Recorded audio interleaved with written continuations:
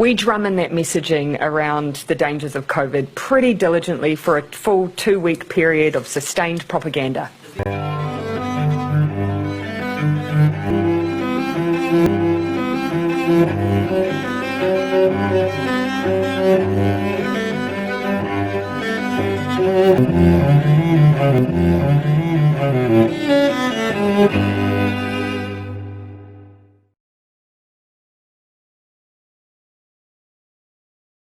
Yeah.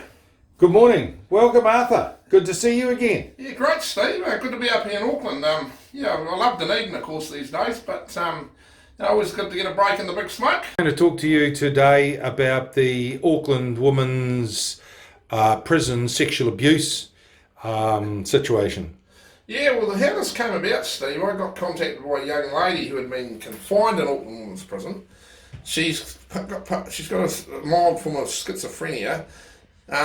Now, what that's relevant to is this. It turns out that this rogue prison officer, deviant prison officer, would go through women's files at the prison, finding vulnerable inmates who are unlikely to complain or don't know their rights, or in other words, he'd be able to get away with his sexual abuse. He'd have the best possible chance.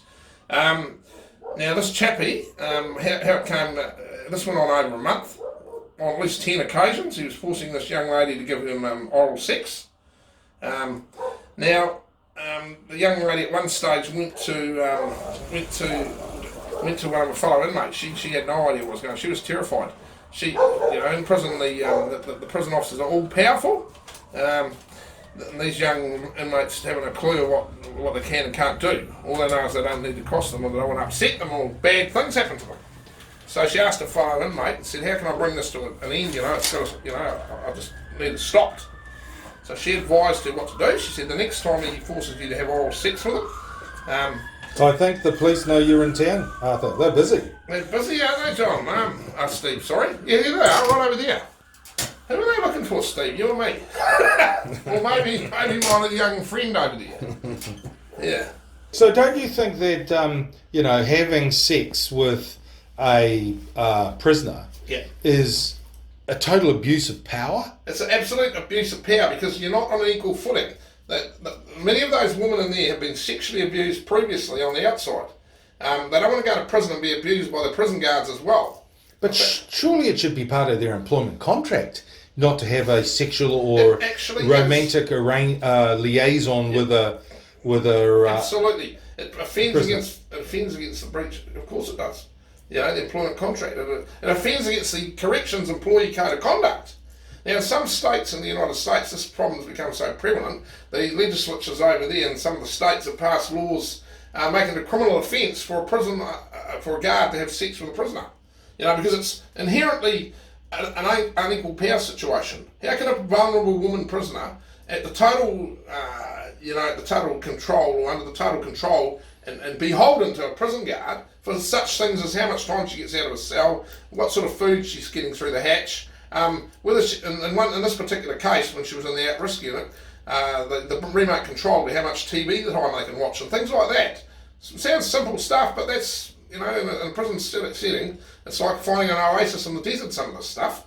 So how can they be in any position to make an equal judgment call relating to consent? So it's determined that consent can't be given. So since Justice for All and yourself started to release this information to mainstream media, yes, I've actually been amazed how many people have contacted us. Yes, exactly. And how many have contacted you? Well, numerous. I mean, it's the elephant in the room. Everybody down at Auckland Women's Prison, unless they're totally dumb, deaf or blind, they know what's going on down there. I don't know I actually have had a few dealings with the director down there, Steve Parr. He's not a bad sort of bloke. It's quite possible he didn't know what was happening. He's horrified. He's emailed me after I brought it to his attention and said they take this very seriously. He can't release too much information at this stage, so it's in the hands of the police. But I'm in no doubt Steve would not approve of anything like this happening in his prison. Yeah, but the point is that this sounds just like Oranga Tamariki.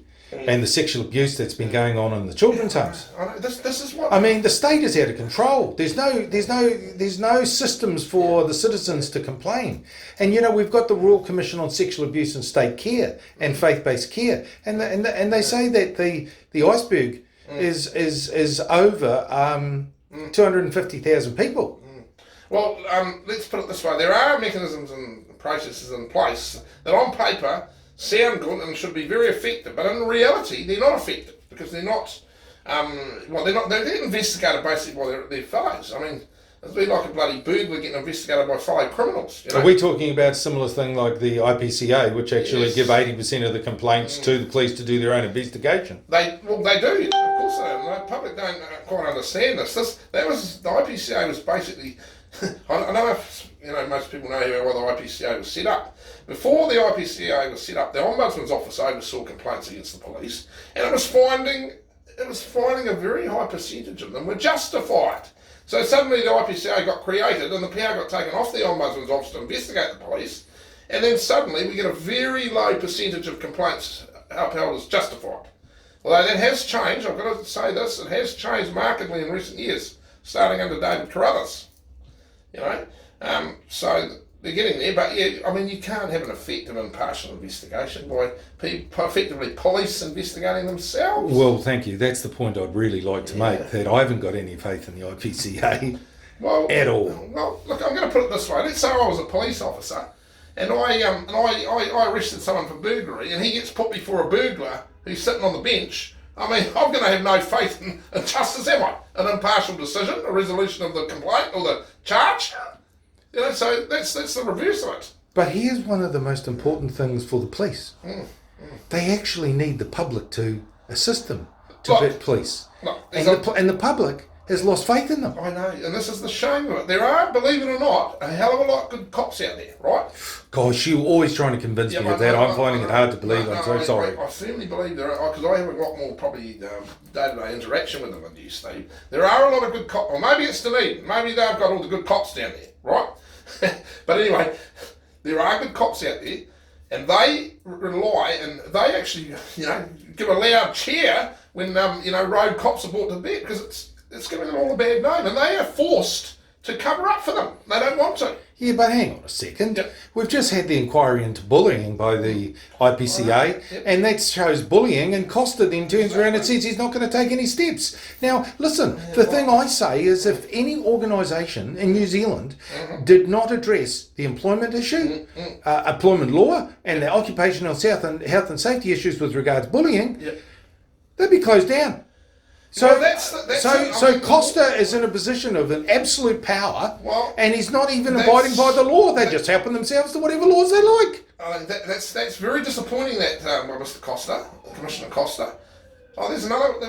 That's not finished, Steve. What have you been up to? I hope you're not going to try and lead me astray. Goodness me. But anyway, getting back to Commissioner Costa, I had a great deal of faith in him when he took up his job. So did I. Yeah. I thought he was there to clean out the trough. Well, after the debacles and the horrendous bloody performance of the police under Commissioner Mike Bush, anybody would have been a breath of fresh air. Let's face facts. Mike was breaching human rights left, right and centre. If the public knew half of what I know about Mike Bush, right, or what a lot of other fellow cops know about Mike Bush, or what a lot of other people, ordinary citizens know about what Mike Bush used to get up to, there would be a call for him to be bloody hung out to dry, believe me. Okay, so what are we going to do about the Auckland prison issue? At the moment, it's under. At the moment, the chief perpetrator, a prison officer fondly known as fondly known as Bad Boy, Jimmy Boyles, has fled the country to Fiji.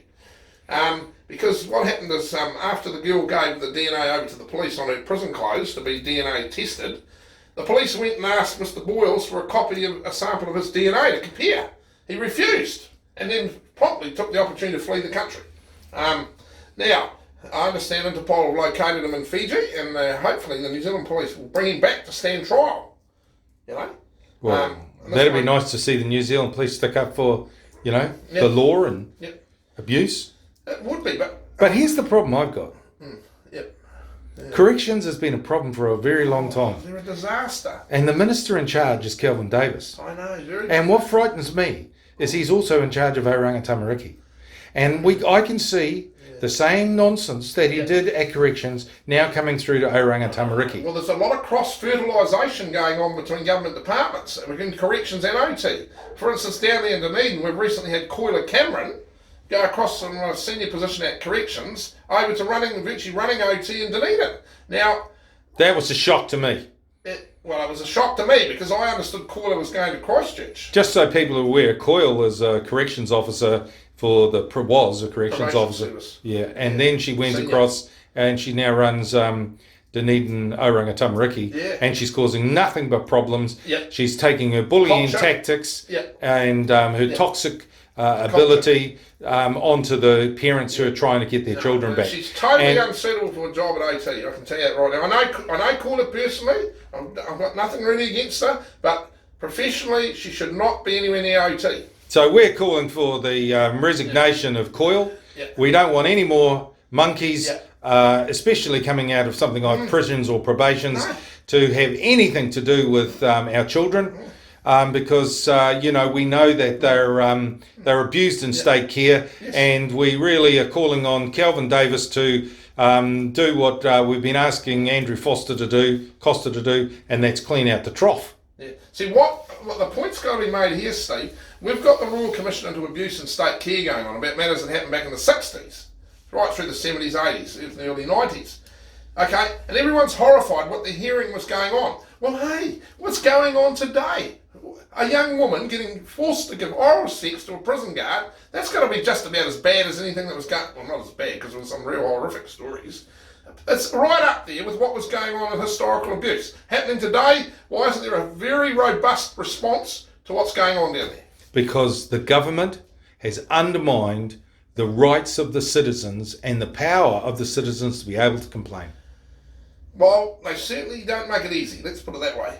You know, my faith is, I absolutely believe that if you haven't got the courts there to force them to do what they're supposed to do, they just won't bloody well do it. But we're having issues with the courts. The state, the judiciary is protecting the state. Well, I've never had that problem with them, fortunately. Some judges are admittedly on the side of, should we say, you do have your doubts about their impartiality as the state and the citizen. But it's probably because I think you should come down to the family court and see what's going on there. I've been involved in the family court, Steve, and I'll tell you now, it all depends on what judge you get, what the quality of justice is at the family court. That's the problem. Yeah, I mean, it's not... They're not administering the law, they're giving their personal opinion. No, they think that's right, they do. They think they are the law, and they make the law instead of just carrying out the law. And you've got to understand that many citizens, when they go through the family court, feel highly unjustified because they actually haven't done any criminal activity. Well, of course, the family court deals with the most sensitive issues, you see. I suppose it's where the rubber meets the road in terms of interaction between the state and citizens. And, it's very personal stuff, people, families and their children and that. And it's very highly emotionally charged on a lot of occasions. You'd like to think that they could achieve a lot of this stuff by agreement, FDR, mediation. Yeah, family dispute resolution. And people be sensible about their children and things like that. Because I tell you what, some people are waiting 5 or 6 years or going through family court 7 years. The dam's going to burst soon. Yeah. It did in Australia. Yeah, I know we had a lot of problems. Yeah, there was drastic problems over there. I know because the federal court, the family court over there is federal, and the same problem. In one state you get justice, in another you wouldn't. Even though it was a federal court system. Yeah. Sad. It's sad because it doesn't have to be like this. That's what bloody well annoys me about this all the time, Steve. We don't have to bloody have this carry on going on. A lot of countries successfully avoid it. Scandinavian countries, Germany even. We don't want to be taking our instructions and guidance from places like the UK who are worse than us. Countries that are better than us, that Canada perhaps. So we got to look for new systems. That's how I see it. It's an enduring shame on New Zealand that under Kelvin's watch, the pommy, the UK imports, I call them, have taken over and recolonised the New Zealand prison system. All the top bosses and managers, including the chief executive, are POMs. Now, you know, if the UK had a bloody brilliant prison system, it was better than ours, it could teach us something, I've got no problem with that. But I've read some of the UK prison inspectors' reports, and they're bloody well worse than ours, their prisons. Or they're certainly not any better. Well, 98% of people who have been in prison have actually been through child, youth and family, Oranga Tamariki, and why is that? and social welfare. Why is that, you ask yourself? I mean, the state's meant to make people's lives better, not worse, isn't it? Absolutely, and it's not happening, is it? And it's not happening. And I mean, getting back to corrections, there's perfectly good Kiwi prison officers capable of running corrections and being in the top management roles. I mean, even the POMs are now even down to prison director level. You know, what the hell's going on? Calvin, I'm going to ask you, mate, you're a good man, from what I've seen of you at times. You've been taken up, you've been captured by the prison bureaucracy, right?